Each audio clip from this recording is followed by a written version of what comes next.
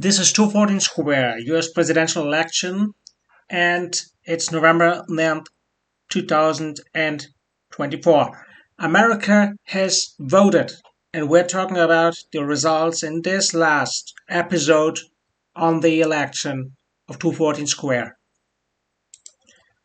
The new president of the United States will be Donald John Trump, former president, President 45, and he won with 312 votes, and we can say the polls were good. We have seen the result coming 1 week ago on Sunday. Let's talk about the election outcome and who voted for whom. When we compare how the electoral vote it developed over the time with the polls that we collected, we can see that most recently Donald Trump had a momentum again and he was able to keep it.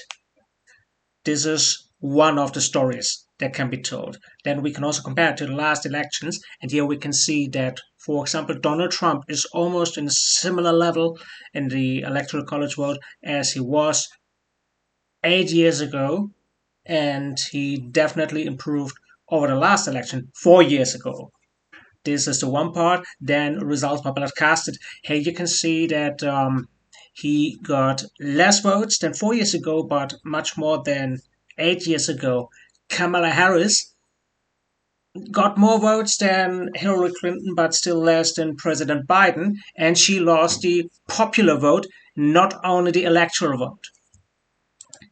Because we know that the Electoral College doesn't always mean that you're winning the popular vote, we can also see that there was a difference between the winner and the loser of 325,400 votes that could have made Kamala Harris the winner of this election. And these are the votes in the battleground states, Michigan, Pennsylvania, Georgia, and so on. But, these are the votes she didn't get. And so Donald Trump is the winner.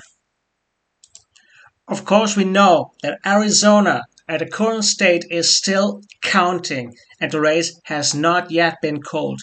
But it looks like that, Arizona will go to Trump.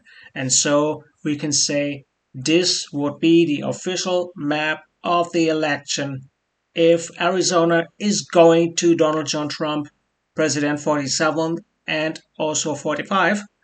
And, it didn't change since our last episode.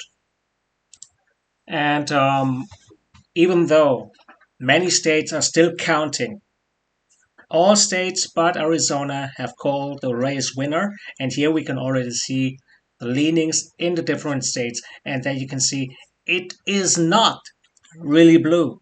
There are many states which are very close or have no clear tendency. For example, this was the case in New Mexico. Let's dig deeper and see how it looks like regarding the Electoral College. And there you can see that the GOP, the Republican Party, they have a little advantage now regarding the Electoral College, at least in this election. It doesn't mean that this will be forever. We will see how future elections will develop. But yes, the Republican Party will have a slight advantage, at least now. And regarding the battleground states, you can see already it didn't really change if you watch the last episode again, but a surprise appeared on the map, and this is New Hampshire. State of New Hampshire was very close, less than 3% difference between Donald Trump and Kamala Harris. But the states that flipped in this election are Arizona, Georgia, Michigan, Nevada, Pennsylvania, and Wisconsin. But remember, Arizona is still counting. The race has not yet been called, so it could change. It is not likely, but it could happen. But at the moment, it looks like these states have flipped. Now let's see where Kamala Harris won and lost. In comparison to the last polls, she lost in many states, specifically in the Middle West and the Northwest, and also partly in the Northeast. This was a bit surprising. So if you look at New York, she lost. She also lost in New Jersey, also lost in Maryland. She also lost in Massachusetts, Washington, and Oregon, but she gained in California, for example. And she was also able to gain in North Carolina, in Virginia, and also in Georgia, but it wasn't enough to win. Now let's have a look at the results of President-elect Donald Trump, who, well, gained well in many states except of the Northwest, pardon, but he gained in California, gained in Texas. This is definitely a red state. Wyoming, also a red state. Also in Florida, red state. But you can see New England, he gained there, and also in northern Midwest. And this was also important to him to win the election, like Wisconsin, like Michigan, and well, you can see it paid out. And of course, we have undecided voters and third parties. In that case, third parties, this is important because we have seen that still people voted for Robert F. Kennedy Jr. He got 1% in some states, but this is mostly in the Middle West and in the Northwest, and less in, well, California, in the Northeast, and in the South. But well, it was important to him. We also had Jill Stein, we had Cornel West, and the Libertarian Party. Libertarian Party did well. The Greens lost in comparison to previous elections. Asking why Kamala Harris lost to Donald John Trump. The answer is it's the economy, stupid, an old phrase from the Bill Clinton campaign. And YouGov got some numbers. 24% of the people said it's the inflation and prices, followed by immigration, 13%, and again, jobs and the economy, 11%. Abortion is 9%, healthcare is 8%. And here you can already see that 35% having economic issues coming first. And in that case, and we have seen this in previous polls, that people say Donald Trump has more expertise in economic issues, at least to them. We now want to see who voted and for whom. And here we got data from PBS. Voters by age. Here you can see that there was a shift in young voters who mostly voted for Biden in the last election, but now shifted to vote more often for Donald Trump, even though Kamala Harris still had the majority. While there was not a big change when you look at the voters in the upper age cohorts. Continuing with education, this has also been a point, an issue often discussed. Here you can also see that those with no college degrees shifted to Donald Trump. What is one of the reasons? Even though it's not a big shift, but Joe Biden had the reputation as a supporter of unions, of a supporter and representative for the blue collar worker. And this is something that Kamala Harris wasn't able to represent, unlike Donald John Trump.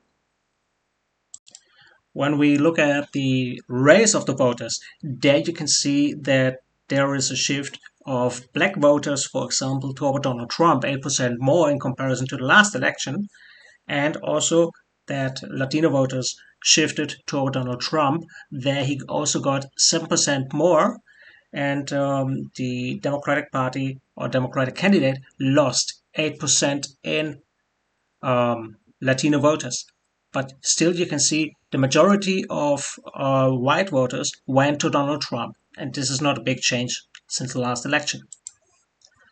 Then it goes to location, and well, it's widely known that the Democratic Party is more popular in urban areas, while rural voters are preferring the Republican Party.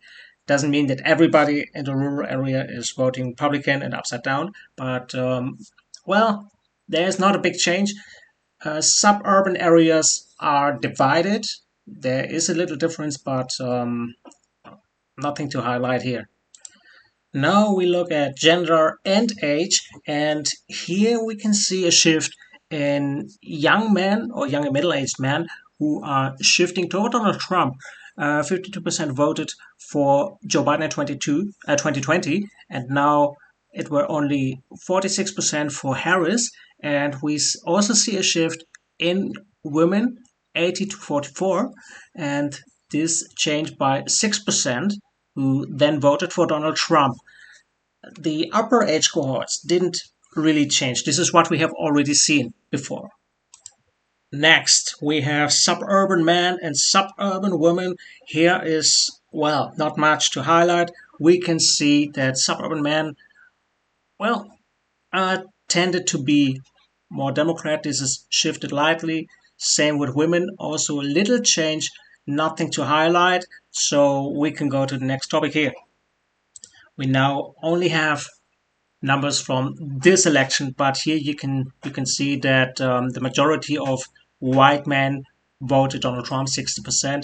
Black men, 25% voted for Donald Trump, 74% voted Kamala Harris. Latino men, well, this is divided. 50% voted for Harris, 47% voted for Donald Trump. And then we can compare this to female voters. White women, well, they also voted mostly for Donald Trump, but there's not such a big gap. Black women, the clear majority voted for Kamala Harris, 89% in comparison to 9% of the women voting for Donald Trump. And then also Latino women, well, there's a majority of 60% voting for Kamala Harris and 38% voting for Donald Trump. Now taking some more charts from PBS, here you can see that composition of the voters for each candidate by age, there's no big difference, just slight difference. The differences start here when you look at race or ethnicity, that there are definitely far more white voters for Donald Trump than, for example, black voters, Latino voters, and other races. These are Asians. Education, well, this is similar. You can see more less educated people, and in location, well, there is of course a majority of rural voters, less urban voters, and well, as we already know, suburban voters. There's no big difference between the two candidates. Then there's one last slide. Here you can see the current state of the Senate and House election. Two elections are not called yet for the Senate, and these are the races for Arizona and Pennsylvania, but we already know that the Republican Party gained a majority. And, well, on the House, this is still open. There are 18 House elections that have not yet been called, and this will decide who will win the majority in the House of Representatives, but it could be the GOP again, and then they have trifecta. This was the last episode of Two Vote Square on the presidential election in the United States. Since I began the project in May 2024, a lot has changed. I started only with an Google Sheets document open, inserting the poll numbers from different sources. And later I created little presentations and then I turned them into videos. It has been a pleasure that I was able to provide you these information, these video, and maybe I will do this in the future. We will see. But again, it was a pleasure, and thank you for watching.